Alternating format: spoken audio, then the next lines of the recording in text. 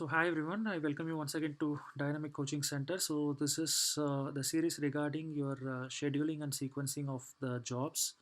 And so in the basic introduction video, I have actually explained to you about the difference between the scheduling and sequencing. And scheduling is all about the allocation of limited resources over time for the job to be done, and sequencing is something different, that how far you are going to uh, utilize the jobs and properly sequence that in the given number of missions for your situation, so that each job is been completed in the minimal amount of time, right?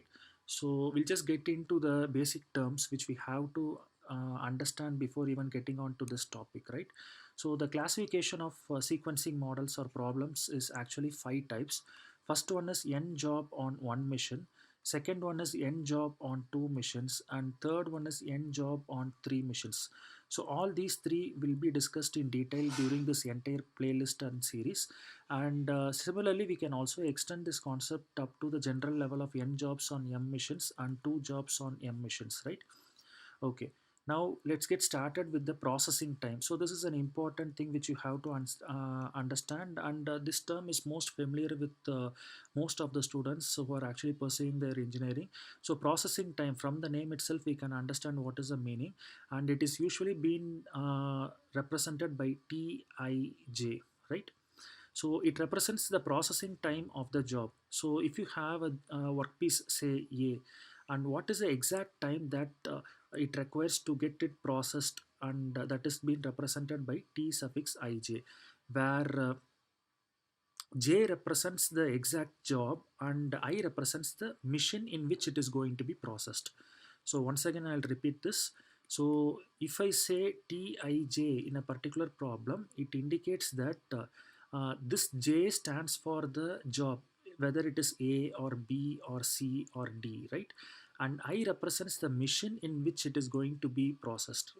So the subscript I is omitted. Suppose if I simply say it is Tj alone, then it means that the job J is only to be processed on one mission. So this you have to understand. So when I'm representing as Tij, then there is a chance that this A product or a job can be processed in more than one mission. Suppose if I represent this processing time as T suffix j, which means that this has to be processed in only one mission.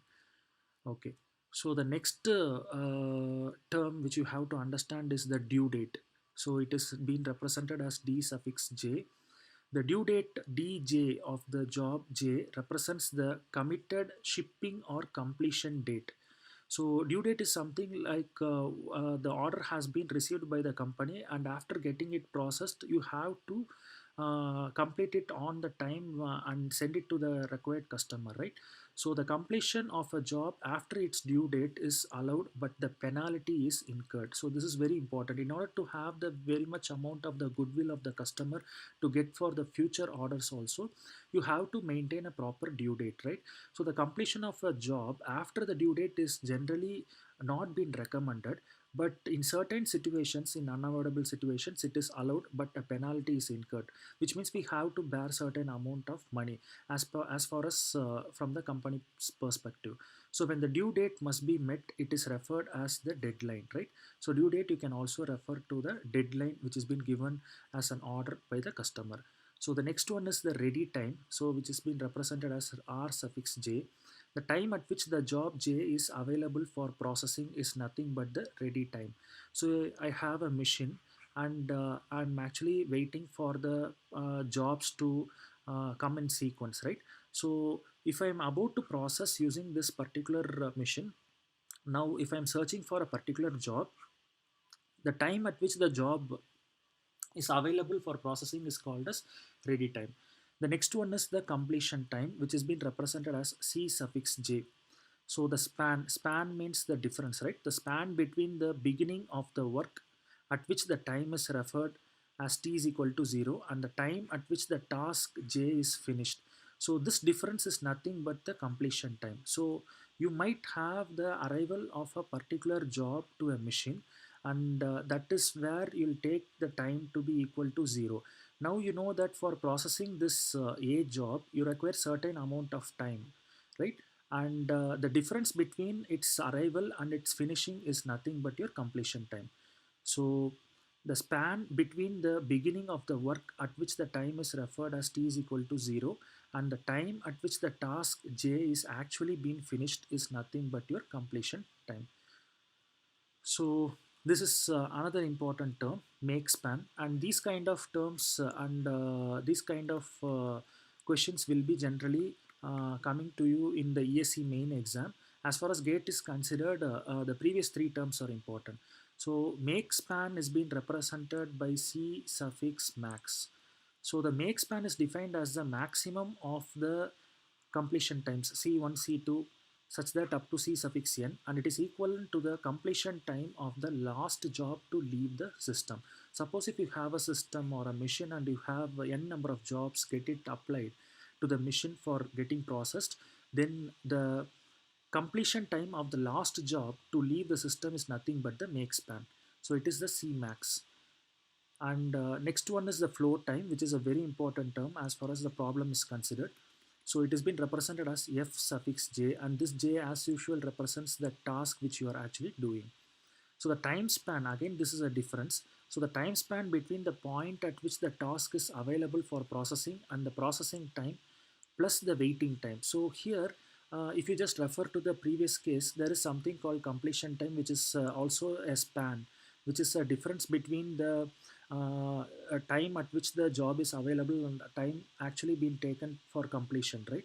And here if you try to consider the flow time, so this is also defined as a span between the point at which the task is available for processing and the processing time is also taken into account, plus the waiting time is also taken into account, because you know that you have to fix the job in the machine, and for that you'll also take some time and there would also occur some unavoidable delays, so that will be taken under waiting time. And the next one is the lateness, L suffix j. So the deviation between the task completion time and its due date is nothing but the lateness. So it has been referred to as L suffix j, where j represents the exact product or the job which is being actually found to be late, which doesn't meet the due date. So a task will have positive lateness if it is completed after its due date, and negative lateness if it is completed before the due date. Suppose if you have a due date of 6 weeks for a particular job, and if you are able to process it within 4 weeks, then you can say that it has a negative lateness because you have completed in more than the expected time, right? Suppose if you have 6 weeks as due date for a particular job, and if you are able to complete only in 8 weeks of time, then I can say that there is a lateness of 2 weeks. In this case, the lateness will have the positive value, and lateness is being usually calculated as C suffix j minus D suffix j. So j represents the job number or job name, right? So and D is nothing but the due and C is nothing but the completion, right? So these are all the terms which we have already seen. The next one is the tardiness, which is being represented as T suffix j, capital T suffix j. So it is a measure of positive lateness, and if a task is early, it has negative lateness but zero tardiness, right? I'll just read it one more time, just see whether you're able to understand. Tardiness is the measure of positive lateness, right? So if a task is early, it has negative lateness but zero tardiness. But if the task has positive lateness, like in this case of 2 weeks, it has equal to positive tardiness, and t suffix j is a maximum of the value. And the next one is the maximum lateness, which is L suffix max. So the maximum lateness is defined as a maximum of the total lateness values of all the jobs what you have in your hand. So all these terms are considered very important as far as the problem solving is considered.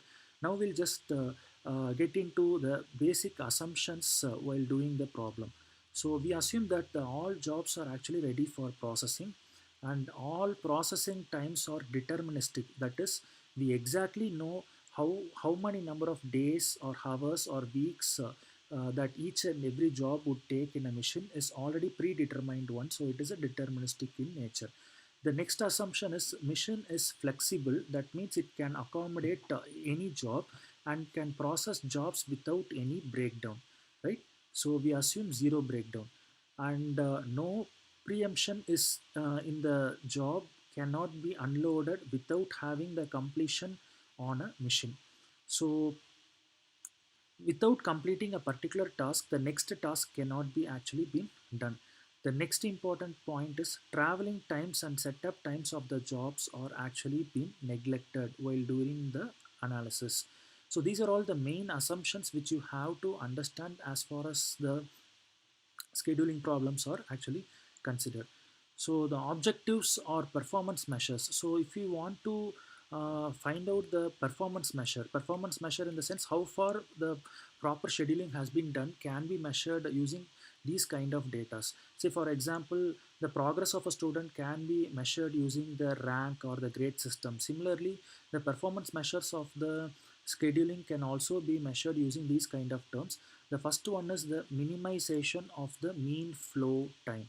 So already we have discussed about the flow time, and mean in the sense it is average. So mean flow time is actually being represented as sum of the flow time of all the jobs divided by n number of jobs. Say for example, if you have 5 jobs, for each and every job there will be a flow time. So you have to find out the summation of flow time of all the jobs divided by the number of jobs. So the number of jobs, for example, if you would have taken 5 jobs, then in the denominator you would have actually placed the number 5. So the next one is the policies which is being followed in the industries for processing the jobs in a particular sequence. One such policy is the shortest processing time. So out of 5 jobs which I receive in the machine, which one of the following job is having the shortest processing time will be processed first, and this comes under the policy of the industry. So sequencing the jobs in the increasing order of their processing time is known as shortest processing time rule. So the next one is the earliest due date. So this is also one of the rules or methodologies which the industries can apply, and jobs are sequenced in the ascending order of their due date. So earliest due date. So the jobs which has to be immediately dispatched has to be given prime importance, and this can also be one of the policy which an industry can actually follow. The next one is the FCFS, which is the first come first serve basis, which is already been discussed in the previous queuing models also, right? So this is the most familiarized one, and most of the olden days this rule has been followed. So out of all the jobs which I receive in a machine, which job has actually been accommodated first to the machine will be processed first. So select the job on the first come first served basis. The next rule is the last come first serve basis. So this can also be performed. Suppose imagine that I have a machine and I have a bin. So in the bin, lot and lot of jobs have been placed, and the job which has finally been placed in the bin will be processed first, and in a similar fashion this entire bin will be consumed. So last come first serve basis is a one where select the job on the last come first serve basis, right? So on in this fashion also a company can actually go and try to sequence the job in the machine. So the next one is the least slack rule. So slack is actually defined as the difference between the due date and the processing time. Suppose if I take A as a particular job, and this has some due date of 6 weeks, okay, and this has a processing time of 2 weeks, right? Now slack is nothing but the difference between the due date and its processing time. For our case it would be 6 minus 2, which is 4, right? So similarly, if you have 5 jobs, for each and every 5 jobs you have to find out this slack, and the priority is given to the jobs with the minimum slack time. So those jobs which has a very least slack value will be processed first. Then the next one is the longest processing time. So sequencing the job in the decreasing order of the processing time.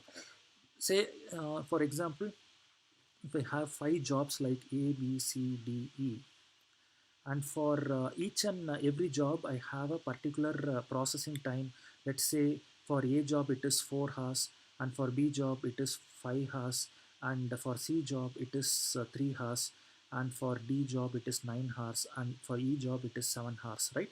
Now out of the given jobs and their processing time, which one is having the longest processing time will be actually processed first. So you can say that D is the job which takes maximum number of hours in our case. So that will be actually processed first, right? So these are all the different rules which can be employed, and there are also certain other rules which can be followed. One such thing is the preferred customer order, PCO. So jobs of certain customer orders are actually given priority than others as they fetch more business and they become the orders of regular customer. So you might actually if you are holding an industry, you might actually get many number of orders, out of which few orders are actually found to be regular customers order. So that will be allocated PCO, which is preferred customer order, and that will be given priority because you will be continuously getting the business from that particular customer, or it might also help you a lot in your total amount of revenue, right? So in this way we'll actually give more amount of importance to the preferred customer order. This can also be one of the rule which the industry can follow in actually processing or sequencing the particular job in a machine. The next one is the most operation remaining rule, MOPNR. So it is most operation remaining rule. So sequencing the operations that have largest number of successor operations. So for example, A is a job which can actually take some 6 weeks to get it processed. But out of these 6 weeks, it contains some four processes has to be carried. Say for example, first facing has to be done, next drilling has to be done, next grinding has to be done. So in this way, if you have too much number of processes, then the most operations which is being actually taken by a particular job will be given priority first. So for example, let this job be A. Suppose if you try to take the B job and it has only two processes, then the priority will be given for A job, because since it contains a more number of sub processes has to be carried so that this can be finished, right? So this is one another important rule which an industry can actually accommodate in sequencing the jobs. And the last term which you have to remember is the critical ratio. So it is a ratio of time remaining to the work remaining. So work in the sense you have to perform, right? So that is work remaining, and time remaining is something like the due date, right? So critical ratio is also a very important term, and once for all the jobs, if the critical ratio has been done, then it will be very easy for an engineer to actually try to focus on the particular job which has to be processed in a very quick manner, because critical ratio is actually defined as the date required minus today's date. In which date are you and in which date it has to be dispatched. The difference between this is being kept in the numerator, divided by in the denominator days needed to actual completion of the job. Or your critical ratio can also be explained as time remaining divided by work remaining, right? So this is the time which has been actually consumed to actually process the entire workpiece, and time remaining is something like the due date, right?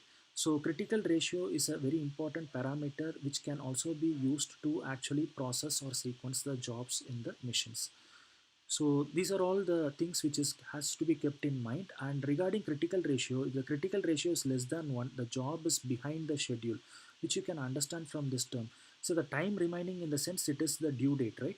So if the time remaining is very less, then I can say that the critical ratio will be lesser than 1, which means you are already behind the actual schedule. If the critical ratio is equal to 1, the job is exactly as per the schedule what you have prepared, right? Which means in this case that due date and the processing time or work remaining both are one and the same, so that you will get the critical ratio value as 1.